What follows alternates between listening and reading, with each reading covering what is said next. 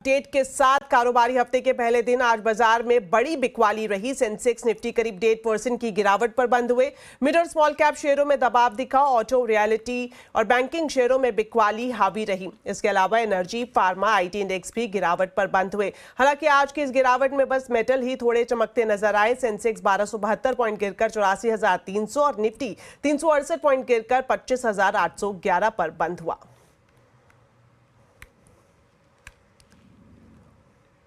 तो बाजार में क्यों आई है ये गिरावट, समझा रहे हैं हमारे मैनेजिंग एडिटर अनुज सिंघल। मार्केट के गिरने के 3 कारण जो मैंने समझे हैं या 3 एक्सक्यूजेस जो मैं समझ पा रहा हूँ उस पर आते हैं। आई थिंक सबसे इम्पॉर्टेंट है मार्केट के गिरने का जो कारण है उसमें सेबी की बोर्ड बैठक से पहले का थोड़ा डर। आई थिंक डर होना चाहिए कभी कभी, और ये डर इस चीज़ का है कि कहीं F&O पर और कर्व तो नहीं आने वाले, कहीं मार्जिन रिक्वायरमेंट तो नहीं बढ़ने वाली, कहीं वीकली एक्सपायरीज की जो नंबर है वो तो नहीं कम होने वाली। तो ये सबसे बड़ा कारण है, क्योंकि देखिए हमारी मार्केट ने ख़राब ग्लोबल क्यूज़ पहले भी फेस करे थे और आज भी ग्लोबल क्यूज़ कोई बहुत ज़्यादा ख़राब नहीं थे, सिर्फ एक मार्केट से वीकनेस थी। तो इसके लिए सबसे बड़ा कारण जो है वो है सेबी बोर्ड बैठक से पहले का थोड़ा सा डर कि कहीं यहाँ पर कुछ और मार्जिन रिक्वायरमेंट को लेकर कुछ चेंजेस ना आ जाएँ। दूसरा डर जो मार्केट का है, दूसरा कारण जो है वो है जापान के मार्केट्स में भारी गिरावट और एक रिस्क कि क्या जापान में अब काफ़ी हॉकिश पॉलिसी आने वाली है और क्या और रेट हाइक होंगे नई रेजिम में। ये एक ऑब्वियस रिस्क है। इसका हमारे ऊपर इतना इम्पैक्ट नहीं पड़ता क्योंकि हमारी मार्केट में वैसे ही कैरी ट्रेड का पैसा नहीं आया, तो इसके लिए इसका मार्केट पर कोई ज़्यादा खास इम्पैक्ट होना नहीं चाहिए। तीसरा रिस्क, आज चीन की मार्केट 10% ऊपर है। अब 10% चीन की मार्केट ऊपर है, ऑब्वियसली इसका कुछ इम्पैक्ट हमारे मेटल्स पर पड़ा है, तो उसकी वजह से मेटल्स ऊपर आए हैं। इसकी वजह से 2 खतरे ओपन हो रहे हैं कि क्या पहली बात तो चाइना में जाएगा पैसा, चाइना में काफ़ी पैसा गया नहीं है, और दूसरा अगर मेटल सर्च करेंगे, कमोडिटी सर्च करेंगे तो हमारे ऊपर क्या इन्फ्लेशन वापस आएगी, तो ये भी एक कारण हो सकता है। लेकिन फिर भी मैं ये कहूँगा कि जो नंबर 1 कारण है ना मार्केट के गिरने का, वो फर्स्ट कारण है। तो बिकवाली के माहौल में सिर्फ 2 ही सेक्टर चमक रहे हैं, पहला मेटल और दूसरा केमिकल। इन दोनों की तेजी का चाइना कनेक्शन है। खासकर बेस मेटल में पिछले 1 हफ्ते से जोरदार तेजी दिख रही है। इसकी क्या वजह है और आगे कितनी बढ़ सकती है, बताने के लिए हमारे साथ जुड़ रही हैं मनीषा जी। तो मनीषा जी बताएं, बाजार में गिरावट के बीच मेटल तो चमक रहा है। अगर चाइना की तरफ से देखें तो जैसे आपने कहा कि बोरोइंग कॉस्ट कम की गई, हमने मॉर्टगेजेस जो रिवैम्पिंग है वहाँ पर भी आता हुआ देखा, डायरेक्ट फाइनेंशियल इंजेक्शंस भी हमने यहाँ पर ओपन मार्केट में आते हुए देखे ताकि इकोनॉमी यहाँ पर बूस्ट हो सके। तो इन सबका एक सेंटिमेंट फ़ायदा हमने यहाँ पर मेटल्स को उठाता हुआ देखा है। बाजार का मानना है कि जो सारे के सारे स्टिमुलस मेजर्स लिए गए हैं उसका इमीडिएट इम्पैक्ट तो नहीं है, लेकिन ये जो लास्ट क्वार्टर है कैलेंडर ईयर का और फर्स्ट क्वार्टर 2025 का, यहाँ तक आपको तेज़ी देखने को मिलेगी क्योंकि चाइना यहाँ पर रीस्टॉक करता हुआ नजर आएगा। चाइना न्यू ईयर से पहले हमेशा खरीदता है कि जो कि जनवरी फरवरी है, और दूसरा जैसे ही हम यहाँ पर फेस्टिवल सीजन या फिर ईयर एंड आता हुआ देखेंगे, यहाँ पर बुक क्लोजिंग भी होगी, नेट लॉन्ग्स लगातार यहाँ पर बनते रहे हैं, जो शॉर्ट्स हैं वो भी हम यहाँ पर वाइंड अप होता हुआ देखेंगे, जिसका फायदा यहाँ पर आएगा। अब अगर आपको नवंबर यूएस फेड की मीटिंग के बारे में बताएं तो यहाँ पर 50-50 चांसेस हैं कि 25 बेसिस पॉइंट या 50 बेसिस पॉइंट का रेट कट होगा, तो बाजार वहां से भी सपोर्ट ले रहा है। तीसरी बात डॉलर इंडेक्स की है जो 100 के आसपास ही कारोबार कर रहा है, तो वहां से भी हमने फायदा आता हुआ देखा है। चौथा ये कि चाइना ने काफ़ी मात्रा में यहाँ पर एक्सपोर्ट तो किया है, लेकिन चाइना की खुद की जो पोर्ट इन्वेंट्रीज हैं वहाँ पर अब गिरावट देखने को मिली है, तो उसका सीधा फायदा जैसे कि आप देख सकते हैं इस 1 हफ्ते में हमने बहुत बेहतरीन गेंस यहाँ पर कॉपर में आते हुए देखे हैं जो कि 7% तक चढ़ा, एल्यूमिनियम में 6% की तेजी थी और जिंक 8% तक चढ़ा। काफ़ी लोगों का मानना है कि ये 3 मेटल्स आगे जाकर भी आपको अच्छी खासी तेजी दिखा सकते हैं। सितंबर की अगर बात की जाए तो 15% की बढ़त हमने यहाँ पर कॉपर में आते हुए देखी है और 15% की तेजी एल्यूमिनियम और जिंक में हुई है, और यही मेटल्स आगे जाकर भी बेहतरीन यहां पर आपको रिएक्शन दिखा सकते हैं। जहां तक इंडियन मार्केट्स की बात है, जो भी एक्सपोर्ट आया है इंडिया ने बखूबी इसको एब्जॉर्ब किया है। इंफ्रास्ट्रक्चर डिमांड यहां पर पकड़ती हुई नजर आई है, जिस तरह के इंसेंटिव्स और सब्सिडीज हैं। भारत यहां पर एशिया में अगर बात की जाए तो काफी एक ब्राइट स्पॉट की तरह से उभरा है और बाजार को लगता है कि नई माइंस बहुत जल्दी आ नहीं रही हैं, मर्जर्स एंड एक्विजिशंस का काफी फायदा है, तो मेटल्स एज अ सेक्टर यहां पर अगले 2 क्वार्टर्स के लिए भी आपको बेहतर रिजल्ट्स दिखा सकता है। शुक्रिया मनीषा जी इस पूरी जानकारी के लिए। तो इस महीने निफ्टी में 27,000 का स्तर दिख सकता है, ये कहना है जेएम फाइनेंशियल सर्विसेज के director and head research Rahul Sharma का। साथ ही राहुल शर्मा ने आईटी, फार्मा और मेटल सेक्टर में निवेश करने की सलाह दी है। यहाँ पर टिपिंग पॉइंट जरूर आया है, जहां पर बैंक्स में हमने प्रॉफिट बुकिंग देखी। प्रीवियस एक्सपायरी में बैंक निफ्टी के सारे टारगेट्स अचीव हुए, और अब हमें लग रहा है कि एक ऐसा स्विच हिट करना चाहिए जब आप बैंक से शिफ्ट करके आईटी और फार्मा, ये दो सेक्टर्स हैं, और मेटल्स काफी हद तक, ये तीन सेक्टर है जहां पर आप सेक्टर रोटेशन करके चल सकते हैं। और जहां तक निफ्टी का सवाल है, देखिए निफ्टी ने बहुत ही बेहतरीन एक्सपायरी दी पिछली वाली, और एक छोटा करेक्शन यहाँ पर आना बिल्कुल लाजमी था। तो मेरे हिसाब से इस डिप को खरीदे 25,900 25,800 की रेंज में, आई थिंक सपोर्ट से निफ्टी के, यहाँ पर निफ्टी को बाई किया जा सकता है। 25,650 का स्टॉप लॉस रहेगा लॉन्ग पोजीशंस के लिए। और मुझे लगता है जो हिसाब से रोल ओवर्स बहुत स्ट्रांग हुए हैं, जो हिसाब से एफआईआईज की लॉन्ग डोमिनेशन है इंडेक्स फ्यूचर्स में, स्टॉक फ्यूचर्स में, और जो हिसाब से रिटेल या जो एचएनआई कैटेगरी है अभी भी मार्केट के अंदर शॉर्ट खड़ा हुआ है, वो पोजिशनिंग को देखकर ऐसा लग रहा है कि जो प्रीवियस मंथ का मोमेंटम है मार्केट का, वो इस मंथ में कंटिन्यू होता हुआ दिखेगा। और मैं सरप्राइज नहीं होऊंगा कि निफ्टी 26,500 या इवन 27,000 तक का भी लेवल इस महीने में लगा दे। तो मेरा यहाँ पर आउटलुक जो है वो काफी पॉजिटिव है।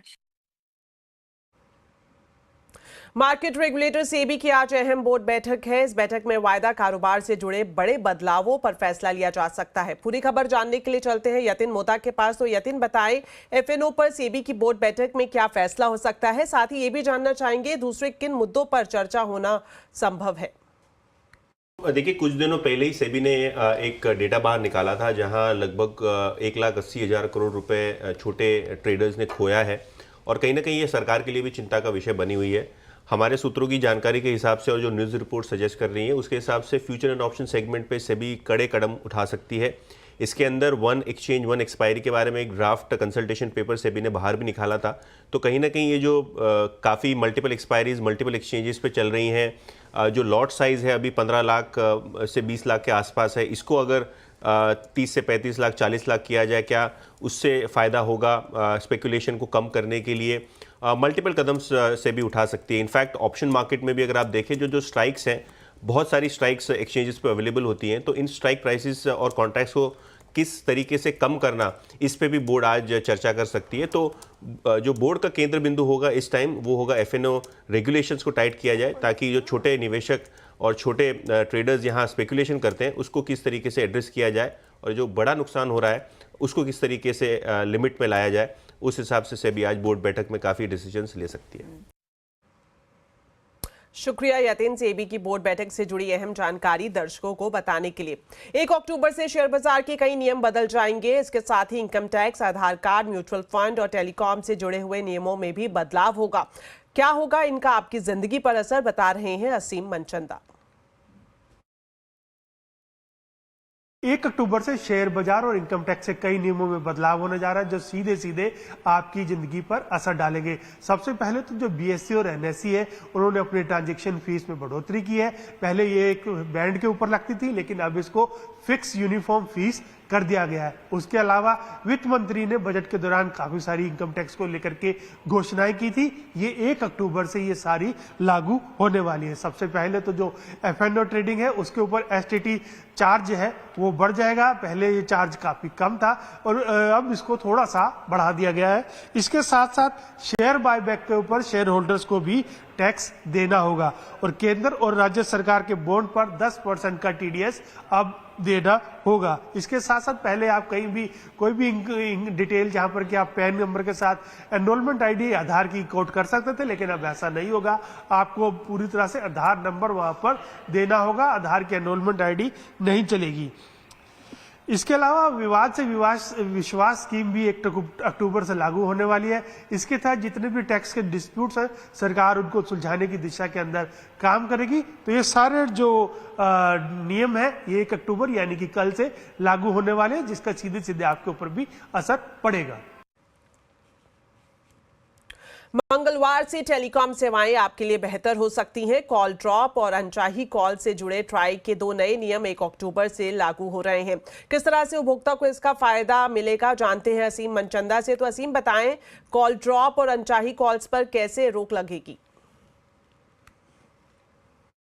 आज की तारीख में मोबाइल उपभोक्ता सिर्फ दो ही चीजें चाहता है, एक उसकी कॉल ड्रॉप ना हो और दूसरा उसको अनचाही कॉल्स ना आए। तो पिछले दिनों टेलीकॉम रेगुलेटर ट्राई ने इन दोनों को लेकर के नियम जारी किए थे जो कि 1 अक्टूबर से लागू हो जाएंगे।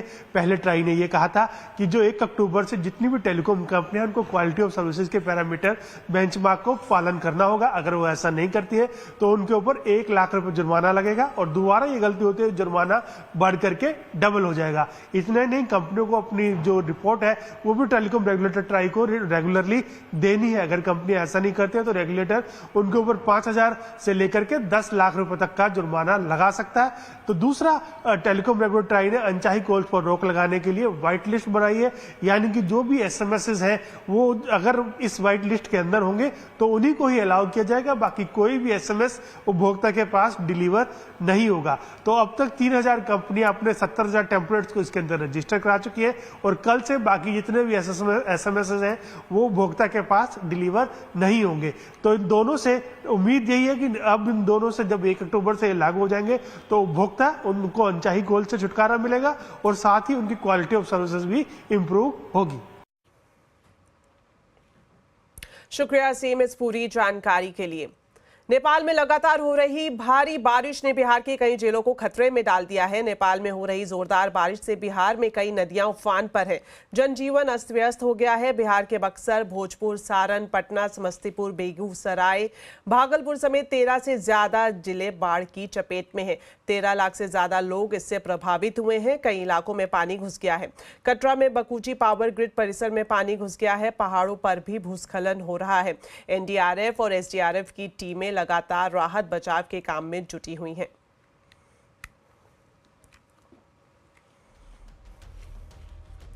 तो चलिए फिलहाल वक्त हो गया एक छोटे से ब्रेक का, लेकिन खबरें अभी और भी हैं। आप देखते रहिए आवाज समाचार।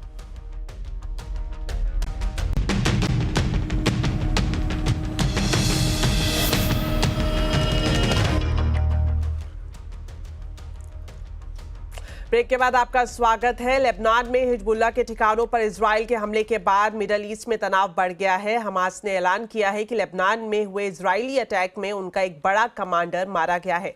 मारे गए आतंकवादी का नाम अबू अल अमीन है, जो लेबनान में हमास का चीफ था। दावा यह भी किया गया है कि अबू अल अमीन के साथ उसके परिवार वाले भी दक्षिणी लेबनान में हुए इजरायली हमले में मारे गए हैं। वहीं इजराइल के हमले में मारे गए हिजबुल्लाह चीफ हसन नसरल्लाह को आज दफनाया जाएगा। अल अरेबिया के हवाले से ये खबर आई है कि हिजबुल्लाह के शुरा काउंसिल ने हसन नसरल्लाह के भाई हाशिम सैफी अल दीन को हिजबुल्लाह का नया चीफ चुन लिया है। लेकिन कुछ ही वक्त बाद हिजबुल्लाह की ओर से इस खबर को खारिज कर दिया गया और कहा गया कि हिजबुल्लाह ने सैफी अल दीन को अपने राजनीतिक और मिलिट्री विंग का चीफ अभी तक नहीं चुना है। इस बीच इजराइल ने दूसरे देशों पर भी एक्शन शुरू कर दिया है। यमन में हूथी के ठिकानों पर इजराइल ने बहुत बड़ा हमला किया है। इजराइल के फाइटर जेट्स ने यमन में पावर प्लांट और बंदरगाह पर हमला किया है। नसरल्लाह के मारे जाने के बाद यमन से इजराइल पर मिसाइल दागी गई थी, जिसके बाद इजराइल ने पलटवार किया है। ये हमला यमन के रास ईसा और हुदैदा शहर में किया गया है।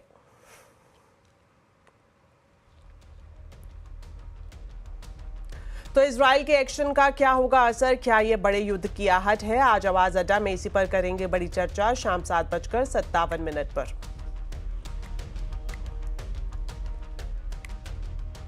मशहूर एक्टर मिथुन चक्रवर्ती को सरकार ने भारतीय सिनेमा में अहम योगदान के लिए दादा साहेब फाल्के सम्मान देने का ऐलान किया है। मिथुन चक्रवर्ती को यह सम्मान 70वें राष्ट्रीय फिल्म अवार्ड समारोह में 8 अक्टूबर को दिया जाएगा।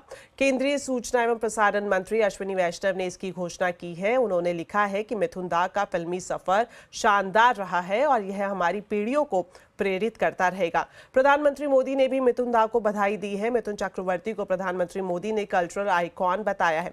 दादा साहेब फिल्म पुरस्कार मिलने पर मिथुन चक्रवर्ती ने काफी भावुक प्रतिक्रिया दी है। उन्होंने लिखा है कि इसके बारे में उन्होंने कभी सोचा नहीं था। उन्होंने आगे लिखा कि कोलकाता के फुटपाथ से आए व्यक्ति को इतना बड़ा सम्मान मिला है। उन्होंने इस सम्मान को अपने परिवार और प्रशंसकों को समर्पित किया है। तो अगर आपको अक्टूबर के महीने में बैंक का कोई काम निपटाना है तो ध्यान दें, अक्टूबर में त्योहारों की वजह से अलग अलग तारीखों पर बैंक 15 दिन के लिए बंद रहेंगे। रिजर्व बैंक ऑफ इंडिया ने अक्टूबर के महीने में पड़ने वाले बैंकों की छुट्टियों की लिस्ट जारी कर दी है। इसमें गांधी जयंती और दुर्गा पूजा से लेकर बैंकों में होने वाली साप्ताहिक छुट्टियां भी शामिल है। आपको बता दें, इस महीने में 2 शनिवार और 4 रविवार के अलावा 1 अक्टूबर को राज्य विधानसभा चुनाव की वजह से जम्मू और कश्मीर में बैंक बंद रहेंगे। 2 अक्टूबर को गांधी जयंती पर पूरे देश में बैंकों में कामकाज बंद रहेगा। 3 अक्टूबर को पहली नवरात्रि के दिन जयपुर में बैंक बंद रहेंगे। साथ ही 10 और 11 अक्टूबर को दुर्गा पूजा और दशहरे के मौके पर बैंक बंद है।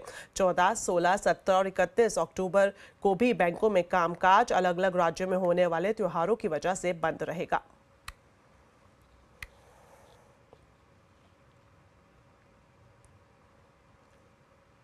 अंतर्राष्ट्रीय ओलंपिक समिति की सदस्य और रिलायंस फाउंडेशन के अध्यक्ष नीता अंबानी ने पेरिस ओलंपिक और पैरालंपिक खेलों में शामिल होने वाले खिलाड़ियों को सम्मानित किया। नीता अंबानी के निमंत्रण पर नीरज चोपड़ा, मनु भाकर, PR श्रीजेश, सुहास यथिराज समेत 140 एथलीट्स मुंबई में उनके आवास एंटीलिया पर पहुंचे। इस मौके पर एथलीट्स के अलावा कोच और खेल जगत की कई बड़ी हस्तियां भी शामिल हुई। इस आयोजन को यूनाइटेड इन ट्रायम्फ का नाम दिया गया। इस मौके पर नीता अंबानी ने कहा कि आज की शाम बहुत खास है। सभी ओलंपियन और पैरालंपियन एक मंच पर है। हम सभी को इन खिलाड़ियों पर गर्व है। पहली बार भारत के सभी ओलंपियंस और पैरालंपियंस एक ही साथ एक ही प्लेटफॉर्म पर आ रहे हैं। We are so proud of them, all Indians. We are proud of each and every one of them. And today, we are going to honor them and show them the respect and the love that we have for them. On behalf of Reliance Foundation, we would like and we would wish that United in Triumph can become a movement for unity and inclusiveness in sport and in life. और बस इसीलिए आज celebration है, जहां we are going to show that all of them are coming together and coming united together. And thank you so much. आप सबको धन्यवाद आज आने के लिए। शुक्रिया, धन्यवाद। चलिए, मेरे साथ इस बुलेटिन में इतना ही। आप खबरों पर अपडेट रहें, CNBC आवाज से जुड़े रहे हमारे सोशल मीडिया हैंडल्स के जरिए। नमस्कार।